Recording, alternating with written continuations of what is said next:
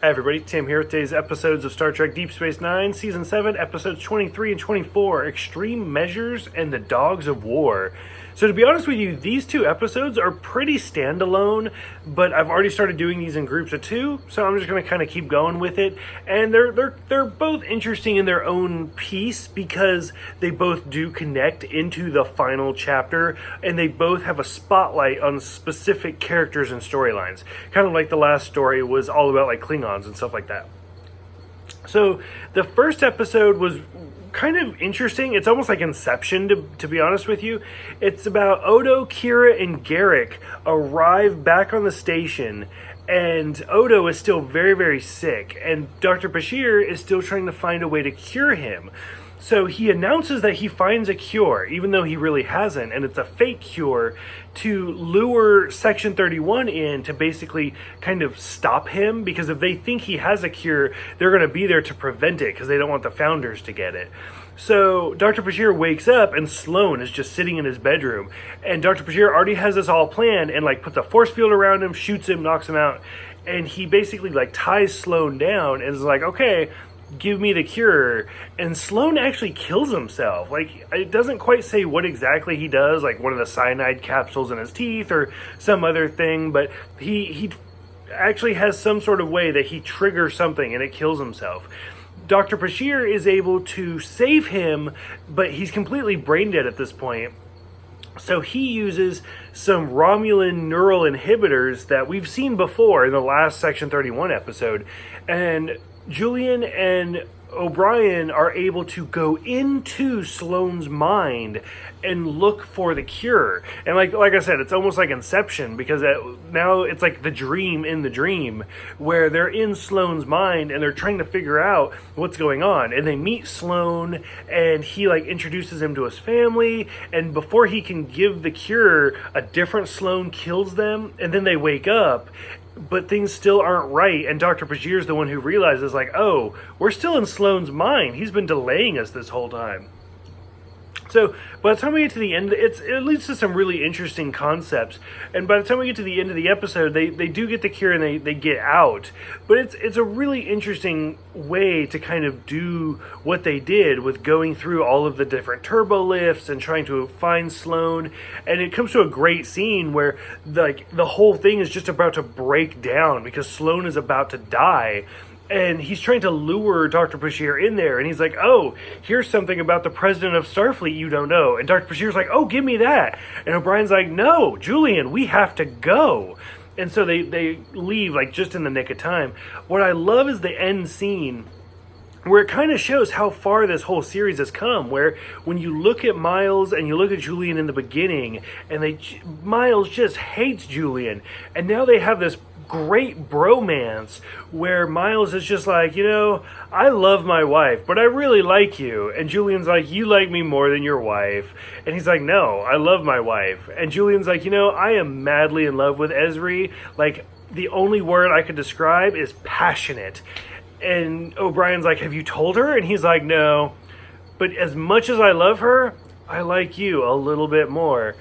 And Miles is like, you know what? I gotta go to dinner. I'll see you later. And he leaves, and then he comes back, and he's like, do you want to come with me? And he's like, yeah. And so they go out to dinner together. It's such a great scene, but I don't know. I really love the bromance. It's almost like Jay and Silent Bob, like the hetero life partner type thing. I don't know. It really like made me smile to see those two together.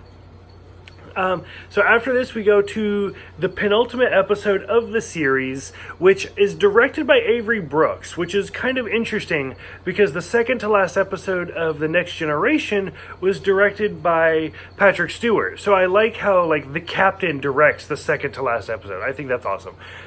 So they get a brand new ship, and it's kind of funny because it's coming in, and they're like, nobody told me it was going to be a Defiant class. And they actually rename it the Defiant. Rumor has it was actually supposed to be the Defiant A, kind of keeping in line with the Enterprise A, B, C, D, E, probably F by now. But it would cost too much money to redo the camera footage, like all the CG and stuff, so they just keep it as the Defiant, which, I mean, to me that's a cop-out. I would rather have seen the Defiant A, but it is what it is. Now, this whole episode is mostly about the Ferengi. It's the last Ferengi episode. And the Negus shows up, and he's kind of trying to talk to Quark, but it's all staticky. And Quark thinks that the Negus is announcing that he says that he's going to retire and he's going to run away with Moogie, and some kind of funny editing where every time he starts to swear, it gets really staticky. But Quark thinks that he is naming him the new Negus. And so, like, Brunt shows up to, like, basically kiss ass, and he's like, oh, you're going to be the new Negus, let me do everything. Which is interesting because in this episode, Jeffrey Combs actually plays Wei Yun and Brunt. He gets to play both characters. I've said it once, I'll say it again. I feel like this whole season, Jeffrey Combs should have been like one of the like naming actors. He should have been in the opening credits, a series regular, not just a special guest star, because of how much he does in this.